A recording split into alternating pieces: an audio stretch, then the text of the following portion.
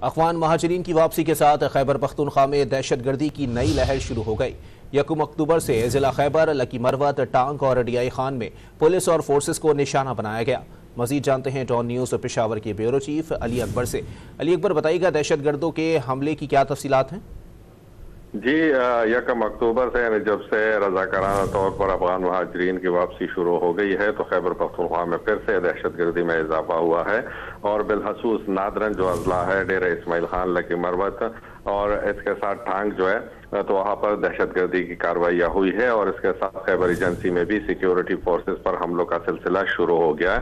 اب تک 1 اکتوبر سے لے کر اب تک جو ہے 12 افراد جن میں اکثریت پولیس کے اور سیکیورٹی فورسز کی ہے وہ شہید ہوئے، اور 30 کے قریب جو لوگ ہیں وہ ان حملوں میں اور دہشت گردی کے واقعات میں جو ہے وہ زخمی ہو گئے ہیں، اور یہ سلسلہ 1 اکتوبر سے پھر سے شروع ہو گیا ہے۔